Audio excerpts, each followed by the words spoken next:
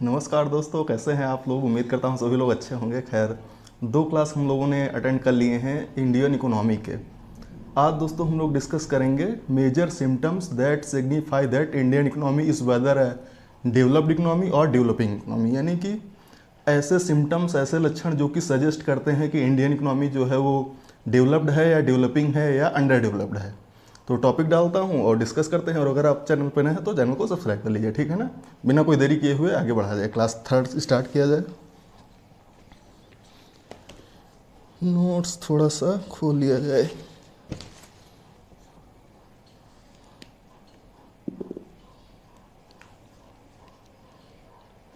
India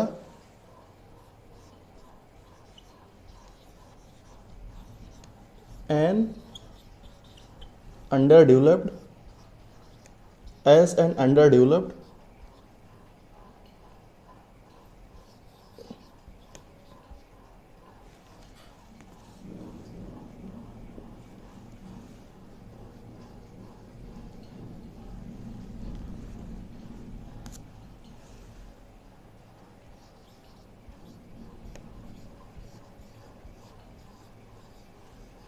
economy.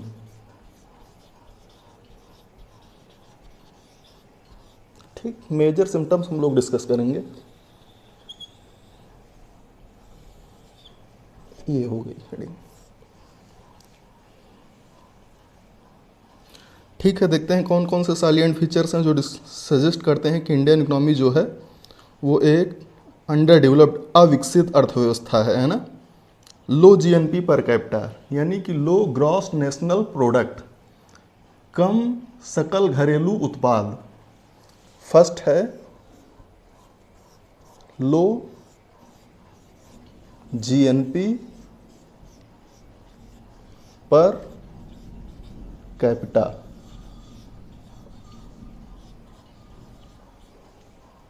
देखिए इसमें data दिया हुआ है। जीएनपी पर कैपिटा 2012 में $1530 थी, यूएस डॉलर। 2012 में कितनी थी? 1530 यूएस डॉलर, है ना। इसके अकॉर्डिंग क्या है, हमारी जो सजेस्ट करता है ये डाटा कि हमारी जो कंट्री है वो कैसी है, किस प्रकार की कैटेगराइजेशन किया गया है इसका, अंडर डेवलप्ड इकोनॉमी के टाइप में। सेकंड देख लेते हैं कौन सी चीज़ है।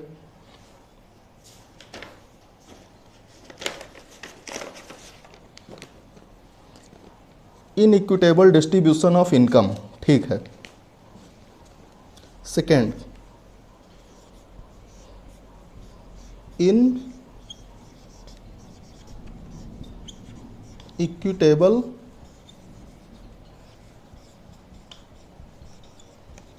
डिस्ट्रीब्यूशन ऑफ इनकम, ठीक है। यानी कि आय का समान वितरण नहीं है, अपर्याप्त वितरण या असमान वितरण। यानी कि कहीं कहीं पर लोग ऐसे हैं कि जो बहुत ज़्यादा अमीर हैं, कहीं कहीं पर ऐसे लोग हैं जो बहुत ज़्यादा गरीब हैं, जिसकी वजह से अमीर और गरीब के बीच की खाई भरी नहीं जा पा रही है, पूरी नहीं हो पा रही है। जिसकी वजह से हमारे देश में क्या है, आय की विषमता है।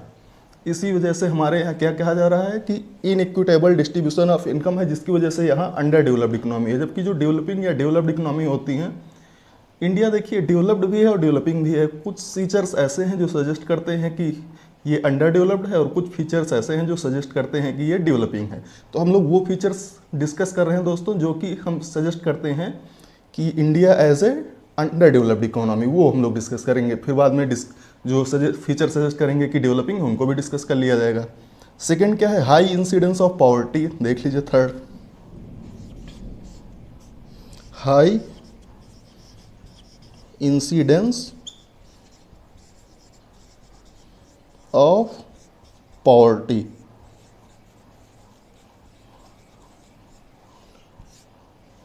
यानी बहुत ज़्यादा गरीबी।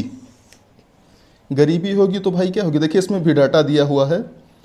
सन 1970 से 80 में गरीबी कितनी थी, इसको रफ करना पड़ेगा, ऊपर रफ कर देता हूँ।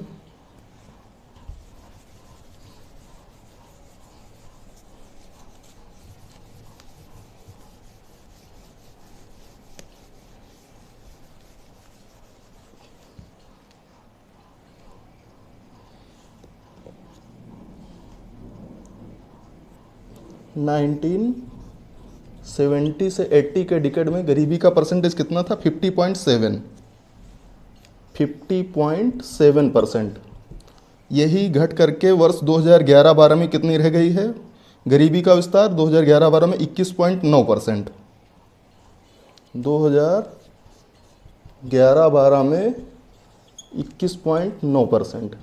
ये है पॉवर्टी का डाटा। आप लोगों ने पढ़ा भी होगा, बीपीएल एपीएल है ना, बीपीएल कार्ड बनता है, एपीएल कार्ड बनता है।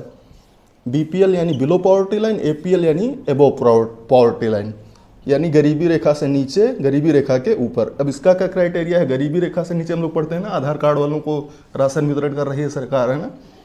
तो फिर इसका जो है बीपीएल कार्ड जिन लोगों को बनता है उनके क्राइटेरिया अलग होता है, एपीएल कार्ड का क्राइटेरिया अलग होता है। वो हम लोग बाद में डिस्कस करेंगे, ठीक है ना। अभी हम लोग दूसरा पढ़ते हैं, प्रीडोमिनेंस ऑफ एग्रीकल्चर देख लेते हैं। ये है fourth feature.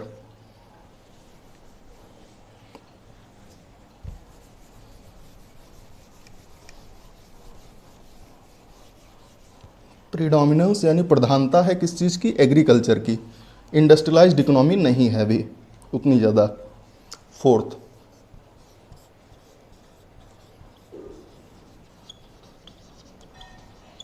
Predominance of agriculture.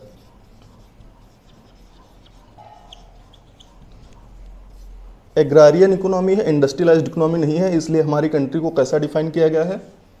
एक अंडर डेवलप्ड इकोनॉमी के तरीके से। लेकिन अभी इंडस्ट्री का विकास भी हो रहा है, विस्तार भी तेजी से हो रहा है कंट्री में, तो फिर धीरे धीरे डेवलपिंग इकोनॉमी के भी सिम्टम्स हमारी कंट्री में हैं। इसका भी डाटा देख लीजिए, percentage of workers employed in agriculture in 2009 to 10। 2009 से 10 में कितने लोग एग्रीकल्चर में एम्प्लॉयड थे? 53.2%। यही घट करके जीडीपी जबकि कितनी जनरेट होती है 2012-13 में? 13.9%। कितनी है? 13.9% जीडीपी जनरेट होती है।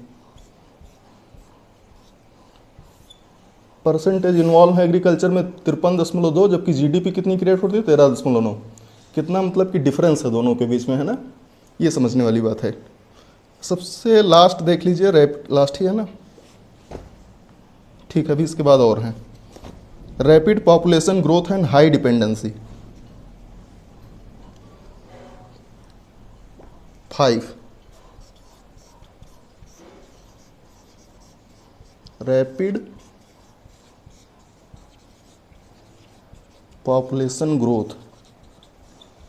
देखिए, अभी माल्थस का जनसंख्या सिद्धांत या demographic transition, theory of demographic transition जब आप लोग पढ़ेंगे तो उसमें 3 तरह की थ्योरी ऑफ डेमोग्राफिक ट्रांजिशन में काइंड बताए गए हैं। उसके मैं समझा दे रहा हूँ शॉर्टकट में। देखिए, जैसे 3 प्रकार की कंट्री का क्राइटेरिया है, उसी प्रकार से 3 तरह की थ्योरी ऑफ डेमोग्राफिक ट्रांजिशन भी है, उसी के अकॉर्डिंग बनाया गया है। देख लीजिए। जैसे फर्स्ट हो गया, जहाँ पर birth rate low, death rate low. Second, birth rate high, death rate low. Third, birth rate high, death rate high. ये है theory of demographic transition. Developed country में क्या है? बर्थ रेट भी लो है, डेथ रेट भी लो है, जन्म दर भी कम है, मृत्यु दर भी कम है, इसलिए जनसंख्या का जो स्तर है वो समान है, ना तो ज़्यादा उन्नत हो रही है ना ज़्यादा अवनत हो रही है, इसलिए वो लोग डेवलप्ड हैं। डेवलपिंग कंट्री, विकासशील देशों में क्या है? बर्थ रेट तो बहुत ज़्यादा है भारत चीन में, लेकिन डेथ रेट कम है, जिसकी वजह से पॉपुलेशन एक्सप्लोजन या जनसंख्यिकी विस्फोट की स्थिति उत्पन्न हो रही है। यहाँ ये कहाँ पे पाई जाती है? फर्स्ट फेज पाया जाता है डेवलप्ड में, सेकंड फेज पाया जाता है डेवलपिंग में, थर्ड अंडर डेवलप्ड में। बर्थ रेट भी हाई है, डेथ रेट भी हाई है।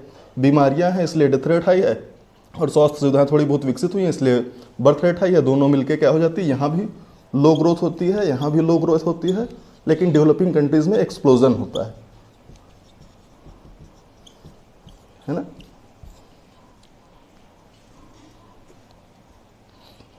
दो सिम्टम्स और देख लीजिए, फिर क्लास ओवर कर दूंगा मैं। Low levels of human development, ठीक है ना। मानव विकास का कम, देखिए 3 स्तर बताए थे हमने पहली क्लास में, कौन कौन से होते हैं? Long and healthy life, access to knowledge, decent standard of living, ये होते हैं एसडीआई के मेजर पैरामीटर्स। अनएम्प्लॉयमेंट है अपनी कंट्री में, लोग जो है ज़्यादा से ज़्यादा इन्वॉल्व नहीं है, मार्जिनल फार्मर्स की देख लीजिए, प्रोडक्टिविटी भी कम है, तो फिर दूसरे खेतों में जाके काम करते हैं, सब सारी चीज़ें पढ़ाई हैं ना। स्कार्सिटी ऑफ कैपिटल, पूंजी की कमी है यहाँ पे। अब भाई जब साहसी उद्यमी ही नहीं होंगे, एंटरप्रेन्योर्स ही नहीं होंगे, तो अंडरटेक कौन करेगा इंडस्ट्री को, है ना।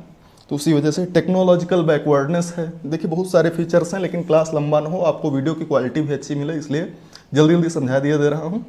टेक्नोलॉजिकल बैकवर्डनेस जो कि बैकबोन है हमारी इंडस्ट्री का, जितनी ज़्यादा टेक्नोलॉजी होगी उतनी ही ज़्यादा फलती फूलती हुई इंडस्ट्री होंगी। अब इंडस्ट्री ही नहीं है, टेक्नोलॉजी ही नहीं है, तो कहाँ से क्या आयात किया जाएगा? और उतना पैसा होना चाहिए, वो भी नहीं है ना। सबसे लास्ट कौन सा है?